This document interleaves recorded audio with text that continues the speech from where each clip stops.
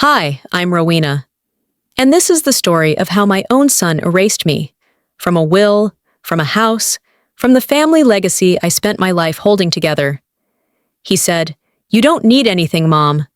Then he took everything my parents left behind and locked me out without a word. But what hurts more than the betrayal is how calmly he did it, the charm he used to sell my history to strangers while pretending I never existed. What kind of son does that? And what kind of mother survives it?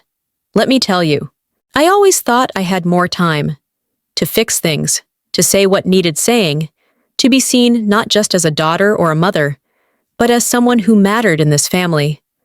But time, it seems, isn't the luxury I imagined. The morning started like any other in Wimberley. The house still carried the faint smell of lemon polish, a scent I clung to as if it held the last traces of my mother's hands on the banister. I was folding linens in the hallway closet when I decided to sort through the old tax files. My parents were never organized about paperwork, one of many reasons I stepped in, years ago, to keep things from falling apart.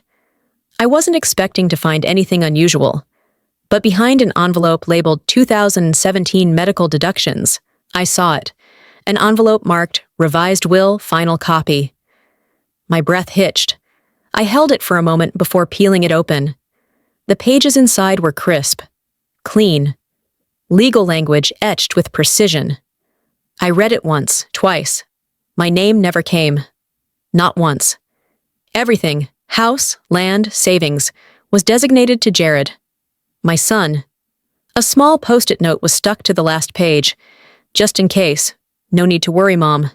Jared's handwriting, as casual as a grocery list. I stared at that note longer than the will itself. I didn't scream. I didn't cry. I folded the papers slowly, placed them back inside the envelope, and set it aside. My heart wasn't racing. It had sunk, quiet and deep, like a stone settling in mud. The betrayal wasn't loud. It was clinical. I walked to the kitchen, made coffee, half decaf, the way I've done since my blood pressure spiked at 58. The silence of the house echoed back at me, familiar, but now hollow. He hadn't even told me. He'd taken my parents' final wishes and rewritten them without a conversation. I remembered the hospice months, the medications, the oxygen tanks, the sponge baths at 2 a.m. Jared visited once, maybe twice. He texted, said he was swamped with work, asked if I needed anything sent from Amazon. I needed presents, not packages. Back then, I told myself it was just how men coped, with avoidance, with distance. I made excuses for him like I had since he was 13 and sulked for a week after I grounded him for lying. But this was a decision, calculated and final. He hadn't just taken what wasn't his. He erased what was mine. After lunch, I moved quietly through the living room, pausing at the bookshelf where my father's war medals still sat in a wooden case. I dusted around them every Sunday. I wonder if Jared would even recognize the name of his grandfather's battalion. Probably not, but he'd certainly found value in the house those medals were stored in. That evening, just before sunset, Jared arrived. He let himself in like he always did, like it was already his. "Hey, Mom, thought I'd stop by. You mentioned taxes, right?" He wore that polished smile he used at networking events, the one that made him look likable to people who didn't know better. I didn't say a word. I handed him the envelope. He flipped it open, glanced at the first page, then looked up. "Where'd you find this?" "Exactly where you left it," I said. My voice didn't waver. It wasn't cold, just done. He licked his lips, exhaled. "Mom, we both knew this was going to happen someday." That was it. No apology, no explanation. Just a line that suggested inevitability, like this had always been the plan, and I was the foolish one for expecting anything else. I nodded once and stepped aside, letting him pass into the hallway. I watched his back as he walked toward the den, the sound of his footsteps tapping like nails down the corridor. I felt the weight of 1,000 little sacrifices, late nights, early mornings, unspoken forgiveness, all sinking like pebbles into a well that no longer echoed back. After Jared dropped his last line, I didn't move. I stood in the hallway, the weight of that envelope still pulsing through my fingers. He disappeared down the corridor like he hadn't just cracked something permanent in me. Dinner was quiet. I chopped onions, not because I needed them, but because it gave me something to do. Something to cry over that wasn't just a betrayal in a manila folder. The skillet hissed when I dropped in the butter. Jared sat at the kitchen island, scrolling through his phone like he didn't live in the middle of a storm he'd created. I didn't ask him to stay for dinner, but he assumed it was implied. Just like he assumed everything else. Access to the house, control over the story, power over the silence. I served the food without a word. He didn't look up. It wasn't until halfway through the meal, when I reached for the salt, that he finally spoke. "You don't need anything, Mom. You've lived your life. This is about legacy now." That sentence hung in the air like a slur. He didn't raise his voice, didn't twist the knife with cruelty. He said it the way people read stock market updates, like it was just a fact. But it wasn't just a fact. It was a eulogy for me, spoken while I was still sitting across the table. I put the salt shaker down. I wanted to ask him, legacy for whom? For a son who rarely called, unless his tax filings needed reviewing? For a man who could walk into his grandparents' house and see dollar signs instead of decades? Instead, I chewed. I nodded. I swallowed more than food. He thought silence meant agreement. What he didn't understand is that silence, in a woman like me, meant calculation. That night, after he left, I walked the house with the same steps I'd taken for 30 years. Past the windows I cleaned every spring. Past the laundry room where I patched his jeans when he came back from college, broke and embarrassed. Into the hallway with the photo wall. I stood in front of it. There was one picture, Christmas 2001. Jared, missing a front tooth, grinning with frosting on his cheek. My arm around him. My parents on either side. Everyone smiling. I took it down. I didn't shatter the frame or burn the image. I didn't weep or sink to the floor. I simply opened a drawer and placed the photo inside. Then, I started packing the rest. My high school graduation photo, the one of my parents at the lake, the candid from my wedding that only I kept because Jared's father didn't want it displayed. Each memory went into a box marked in pen. Mine. I packed not to move out, but to move inward, to claim what remained before he tried to erase that too. As I folded the last photo into a towel for padding, I felt his presence behind me. "Why are you acting like this?" Jared asked. I turned calmly, and for the first time, I didn't see my son. I saw a man who had calculated the cost of love and decided it wasn't worth the price. It was 2 days later, late afternoon, the kind of golden hour that used to warm the wood-paneled walls of my parents' house and catch in the dust motes like floating memories. I had just come from the grocery store, 2 bags balanced in my arms, keys already in hand, thinking about whether the avocados were too soft. Nothing unusual, nothing out of place, until the front door wouldn't open. I blinked, set the bags down, and tried again. The key didn't even fit. I leaned in, eye level with the lock. It wasn't mine. The entire doorknob had been replaced with a sleek black digital keypad. I hadn't given permission. I hadn't been notified. It stared back at me like an eye, cold, impersonal, final. I tried the side door, the back, nothing. Every point of entry I had known since I was a teenager had been quietly erased. I left the groceries on the porch and sat on the top step, phone in hand. The first call to Jared went straight to voicemail. The second was ignored. On the third, he finally picked up. "What now, Mom? You changed the locks." "I told you, this isn't your house anymore." That's all he said, like it was self-evident, like I was the unreasonable one for being surprised. I didn't argue. I didn't beg. I ended the call, slid the phone into my coat pocket, and sat in that silence, like it was the only thing left I could claim. An hour passed. The sun dropped behind the hills. I watched it from the same porch where I once handed out Halloween candy, where my father sipped coffee on Sunday mornings. I'd cleared those gutters, paid that electric bill, called the plumber every spring. Now I was a trespasser. Across the street, Mrs. Donnelly's curtains twitched. I raised a hand, more reflex than hope. She stepped back and shut the blinds. That was the worst part, maybe. Watching people choose the side that was more comfortable, less complicated. By the time it got dark, I had no place to go. I had options. I could have called Isolde or even Evelyn from church.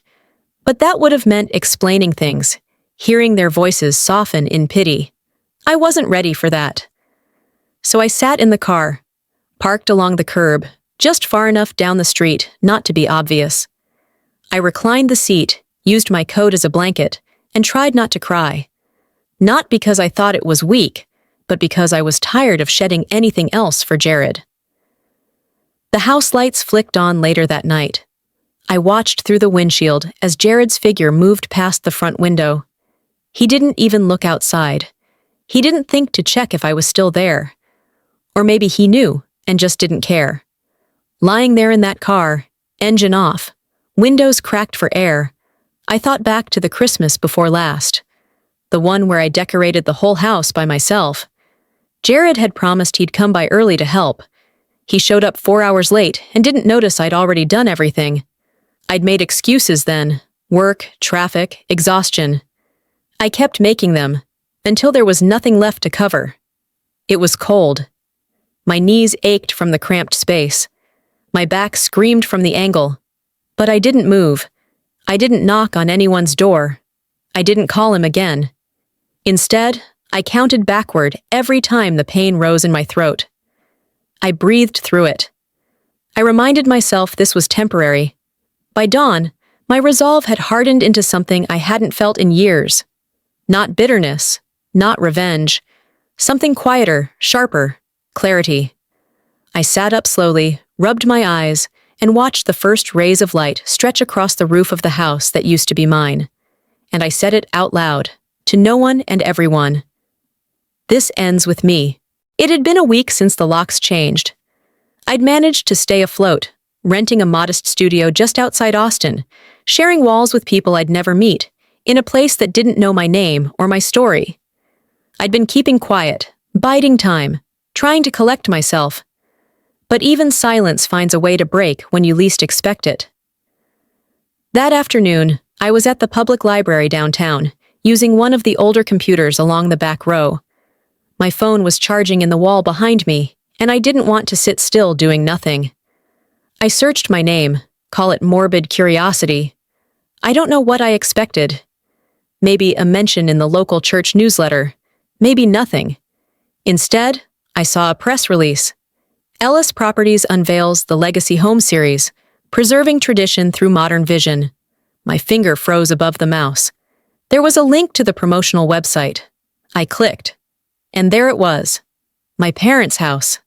My house. Bright, pristine, white porch railings polished to a gleam. My mother's red mailbox still standing proud. The oak tree we planted for my father's retirement swaying behind it like it had been waiting for this insult. They'd renamed it the Jared Ellis Heritage Home. My heart didn't race. It sank, heavy and hollow. I clicked through the pages. Jared standing in the living room, beaming next to a young couple shaking hands. Jared in the garden, pointing to the flower beds I had tended for 20 years. Jared giving an interview in the kitchen, now labeled chef-inspired. I wasn't mentioned, not once, not in a footnote, not in a memory. The house had been gutted of me, scrubbed until it sparkled with everything I wasn't. A video autoplayed, Jared talking about preserving family values through architectural legacy. He gestured around like the home was a museum, and he was the only one who'd ever lived there. Behind him, I saw the hallway where I'd once stitched his Boy Scout patches. My father's study, now a conference nook. My old bedroom repainted, rebranded as the consultation lounge. No call, no warning, not even a lazy email. I closed the browser and stared at the dark screen for a while, not seeing my reflection, but feeling it. Feeling that dull ache in my chest where identity used to rest. How easily a woman could be wiped from her own history. Not with fire, not with malice, but with omission. Jared once told me, "Don't worry, Mom, I'll protect everything you built." And now he was standing in the ruins, smiling for the cameras, selling a narrative he didn't even build. That evening, I sat down at the tiny desk in my rented studio. The lamp flickered a little, and the air smelled faintly of bleach and someone else's takeout. I opened my laptop, took a breath, and began to type. "Dear Jared," I started and stopped. "No, not dear. Jared," I began again. I told him everything, how the silence he chose was louder than any insult, how each omission was a blade. I told him he didn't have to steal the house to hurt me. He could have just told the truth. I ended the letter with a single line. "You can remove my name from the deeds, but you can't erase who paid the bills." I didn't print it, didn't send it. I just sat there, reading it once, twice. And then I closed the laptop. For the first time in a long while, I looked at my own reflection in the dark screen. I expected to see grief. I expected to see defeat. But what stared back wasn't sadness. It was fire. 3 days passed with the kind of quiet that feels like it's waiting for something to break. I hadn't heard a word from Jared, not that I expected to. After what he'd done, silence was his currency. He spent it often, and always with interest. That morning, I stopped by the post office. It was one of the few places in town that still felt untouched by the mess. The clerk handed me a manila envelope, no return address, no markings beyond my name, scrawled in a hand I didn't recognize immediately. Something about it, though. There was a curve in the R that tugged at a long-buried familiarity. Back in the car, I tore it open. Inside was a flash drive and a note on plain-lined paper. Only one sentence. "You deserved to know." I held it like it might explode. My hands were shaking, and it wasn't from fear. It was the kind of shaking that comes when your body knows something big is about to change, even before your mind catches up. I drove to a small cafe off Main, ordered a coffee I wouldn't drink, and asked the young man behind the counter if I could borrow a laptop. He hesitated, probably thought I was someone's grandma checking Facebook, but he brought it out. I plugged in the drive. There he was. My father, in a hospital bed, skin like parchment, eyes tired but steady. He looked into the camera with more strength than I remembered him having in those final days. "This house," he began, slow but firm. "It's hers. My daughter. She gave us her life when we couldn't stand on our own. She cleaned our wounds, paid our bills, sat by us when no one else would. Don't let anyone tell you different." I didn't realize I was crying until the screen blurred. He continued, voice cracking but certain. "Jared's a good boy, but he didn't build this. She did. This house belongs to her." The video ended. The screen went black, but my father's voice kept echoing. That was the moment I knew I hadn't imagined my worth. I hadn't exaggerated my role. He saw me. Even at the end, when the world was dimming, he saw what I had done. The note's handwriting, I knew now. "Isolde." I texted her. "Can we talk?" She met me at the same cafe 2 hours later, sat down without a word, and slid another envelope across the table. Inside was the original letter, signed, dated, witnessed. "I'm sorry," she said, eyes rimmed red. "Your dad made me record that. He didn't trust Jared even then. I wanted to tell you sooner, but I didn't want to be pulled into all this." I didn't answer right away. I read the letter, twice. Then I looked up and said, "I don't blame you, but I need you to know, you gave me back something he tried to erase." Isolde's voice was quiet. "I thought you'd fight back sooner." "I was waiting for the right fire," I replied. And now I had it. That night, back in my apartment, I called Jared. He didn't answer, so I left a voicemail. "Before you say another word about legacy," I said, my voice even, "maybe listen to the man who built it." I didn't raise my voice. I didn't threaten. I let the silence hang at the end of the sentence like a promise. Then I sealed the letter, and the USB, in a certified envelope, wrote his office address in bold ink, and walked it to the nearest blue mailbox. I slid it in slowly, deliberately, and listened for the final click as the metal flap snapped shut. The news came from Margaret Harper, of all people, the one woman in town who never called unless she had something she could barely keep from turning into a headline. "I just thought you should know, hun," she said on the phone, stretching every vowel like it was a buttered biscuit. "Jared's hosting a memorial for your parents. Big thing, catered." I waited. She hesitated. "It's this Saturday. The press release says it's by invitation only." I didn't need to ask the obvious. I never got one. That Saturday, I dressed in black. Not because I was grieving. I'd already buried my parents. I wore it for the death of something else. Decency, perhaps, or whatever thread still held Jared to the idea of respect. I picked a single lily from the bouquet I'd kept in my tiny rental. It was the only flower still alive. The drive to the venue was quiet. I passed familiar corners that hadn't changed in decades, but each now felt like part of a world I'd been pushed out of. When I arrived, the building was already buzzing. Men in suits, women in pearls, soft music echoing from speakers that hadn't played the kind of silence I'd been living in. I walked toward the main doors, my spine straight as a blade. A man in a black polo stepped in front of me. "Sorry, ma'am, can I see your invitation?" "I'm the daughter of the deceased," I replied evenly. He didn't blink. "You're not on the list." A few heads turned. Someone whispered my name. I heard it, not with recognition, but with discomfort, like they'd seen a stain on a white tablecloth they didn't know how to ignore. I looked down. The lily in my hand had bent under my grip. Its stem was crushed. Just like that, I let it fall onto the pavement. No one bent to pick it up. I left. The next morning, there was a knock at my apartment. Jared stood in the doorway, sleeves rolled, sunglasses still on though he was indoors. He held out a folder like it was a gift. "This will clean everything up," he said. "I've drafted a waiver. If you sign, it'll release you from any estate claims. It's easier this way, for everyone." I stared at the folder. "For everyone," I repeated. "You don't want this to drag out, do you?" I didn't answer. I opened the door wider, not to let him in, but to let him see his own exit. "You've said enough for a lifetime." He left the folder on the table near the door and walked away without another word. That night, I sat by the window.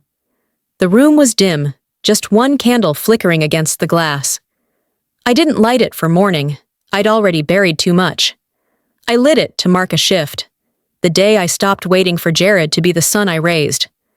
I turned back to my laptop, opened the folder I'd labeled proof, and stared at the screen. My cursor hovered over an email draft addressed to the attorney. I swore I'd never involve unless he pushed me too far. Jared had pushed. My finger didn't tremble. It rested there, steady, above the send button. It started with a phone call I didn't expect to take. Marjorie Flynn, my old neighbor from Wimberley, hadn't reached out since the funeral. "I thought you should know," she said, her voice tight. "Jared posted something, on Facebook, about you." That was all it took. I hung up, opened my laptop, and typed his name. There it was, pinned to the top of his profile like a badge of honor.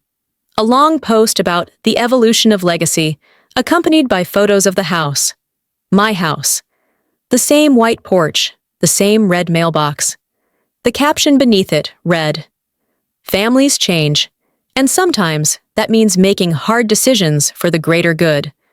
My mother was well cared for, but it's time for the next generation to lead with vision." There were dozens of likes, comments like, "Proud of you, man," and "What a tribute to your parents' legacy." I scrolled past images of Jared smiling with clients, hosting tours, standing in front of the home I paid taxes on for years. Not a single image of me, not one word of acknowledgement. He hadn't just pushed me out of the house, he'd digitally buried me. The fury didn't come all at once. It crept in, slowly. As I read the comments, it bloomed in my chest like fire behind glass. When I clicked through to a link in the post, it took me to a community newsletter's online edition. The headline? "Ellis Family Legacy, a tradition reimagined. The cover image made my breath hitch. It was my kitchen, same countertops, same old stove I fought to keep when they wanted to modernize it. But now, under the caption, it read, "The Heritage Culinary Room." They'd erased me and renamed my life. I remembered all the years I'd stood behind that camera, snapping photos of Jared's birthdays, his graduations, the holidays where I stayed in the kitchen while everyone else posed. Of course I wasn't in the pictures. I was too busy making the moments happen. I closed the screen. It was nearly dark outside, the glow from the monitor casting shadows across the small room I now called home. I reached for my notebook, then stopped. I opened a new post draft on my own social page, typed a few sentences, deleted them.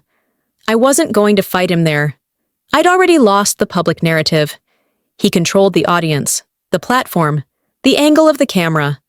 But he didn't own the law, and he didn't own the truth. I opened a folder on my desktop labeled Attorney Initial Filing. My fingers hovered over the files, scans of the original deed, my father's video, the letter from Isolde. It was all there, just waiting. Then, from the top drawer of my nightstand, I pulled out a photo I hadn't looked at in years. Jared was 6, sitting on my lap in a red sweater, one hand gripping my necklace. My face back then still had softness around the eyes. "I raised you better than this," I whispered, "but I'm done raising you now." I picked up my phone and dialed. When the line connected, I didn't hesitate. "Let's begin." The courthouse in Austin didn't feel grand. It felt indifferent, functional. The walls were too white, the lighting too flat, like it had all been designed to remind people that truth had no place for comfort. I arrived early, wearing a plain navy coat and flats that didn't click too loud. I carried a slim folder under my arm, and I didn't speak when I nodded to my attorney in the hallway. I didn't need to. The courtroom was already half full. Jared sat near the front with his lawyer, hair slicked back, expression calm in that way only liars rehearse. He didn't look at me. That was fine. I wasn't here for his attention. I was here for the record. When the judge entered, we all stood. Then it began. Jared's side opened with a polished summary of the estate, emphasizing structure and legality. His attorney's voice was smooth, controlled, condescending. She spoke of transition, generational planning, and a mother's natural withdrawal from financial decision-making. Jared nodded along like a proud student. They said I had stepped aside, voluntarily, that I had been cared for generously. They didn't call me senile, but the implication hovered in every pause. I sat still, hands clasped. The judge turned to our side, and my attorney stood. He didn't speak long, just enough. "We'd like to submit one final piece of evidence," he said. He inserted a flash drive into the courtroom screen, and there he was, my father, frail, fading, but still sharp in his eyes. The video played without dramatic edits or music, just his voice. "This house," he said, "is for Rowena." He looked directly into the lens. "She gave us everything. She carried us when we couldn't walk. She paid the bills. She cleaned up after us. She was there when Jared wasn't. Don't let anyone rewrite that." A hush fell over the room like the air itself had thickened. I heard someone gasp quietly near the back. I didn't look. My father coughed in the video, but pushed through. "Don't let anyone steal from her, especially not her own." The screen went dark. For a long second, no one moved. The judge cleared his throat. Jared shifted in his seat. His lawyer tried to recover, but the shape of the courtroom had already changed. The truth was now a living thing in the air. A few minutes later, the judge ruled to reopen the estate for fraud investigation. The signature discrepancy on the updated will, the new testimony, the ignored documents, everything was now evidence. Jared stood up fast, grabbing his papers too loudly. His jaw clenched, nostrils flared. He still wouldn't meet my eyes. I didn't offer mine. Outside, the breeze was colder than I expected for late spring. I stood on the steps of the courthouse and let the weight of it all settle in. Not just the ruling, but the years behind it. A man once told me justice moves slowly. He was wrong. It doesn't move slow, it waits. And then, when it's ready, it walks in like it always belonged. I looked down at the courthouse steps, then up at the sky. Let the rest fall where it must, I whispered. 3 weeks after the hearing, I walked past the house, not to see what remained, but to remind myself what I no longer carried. The porch light was off. The mailbox, once red and cheerful, had dulled with dust. Curtains drawn. No car in the driveway. Jared hadn't returned since the court reopened the case. The house looked like a shell, empty of life, not just people. But I didn't ache this time. I didn't stop. I kept walking, each step lighter than I thought it'd be. It was never really mine again, not in any legal sense. But the dignity he tried to strip from me, that stayed. That grew stronger every time I chose not to fight with noise, but with truth. That night, in my apartment, I opened the drawer where I'd tucked away a letter I once planned to send Jared. I hadn't looked at it since the day I typed it. Unsent. Unsealed. I read it out loud. "I don't want your apology," it began. "Not because I think it wouldn't matter, but because I've stopped needing it. This isn't about punishing you. This is about remembering who I am, without waiting for you to agree." I paused, my voice steady. "You lost more than just a house, Jared. You lost me." The paper trembled slightly in my hand, not from emotion, but from the air blowing in through the cracked window. I folded it back up, not to send, but to keep, because sometimes the act of writing is more powerful than the act of sharing. The next day, Isolde came by with a box wrapped in an old quilt. "Found this in the back of my garage," she said, brushing dust from her hands. "Your mother must have asked me to hold on to it years ago." Inside was a piece of my past I hadn't expected to feel like a gift. A photo album, one of the few I wasn't behind the camera for. My father's scarf, still smelling faintly of cedar. A recipe card in his handwriting, stained with age and a bit of gravy. I held the scarf to my chest and smiled. Not the smile people put on to convince others they're fine, but the kind that blooms from knowing the worst has passed. "You'll make your own new kind of legacy," Isolde said, tapping the box gently. "One that no one can rename." That night, I lit a single candle on the windowsill, not in mourning, but as a symbol. A quiet declaration that I'd made it through. I sat down with my journal, opened to the last page, and wrote, "He said I deserved nothing, but I've come to realize I was everything they had, and I still am." Then I closed it. I put on my coat, stepped outside, and let the morning light hit my face. The world hadn't changed. The case wasn't closed. The damage wasn't undone. But for the first time in a long while, I didn't feel like I was waiting for something. I was simply moving forward. If there's one thing I've learned through this journey, it's that silence is not weakness, and walking away doesn't mean surrender. Sometimes, choosing peace over permission is the most powerful thing we can do. You can lose a house, a title, or even a family name, but you don't have to lose yourself.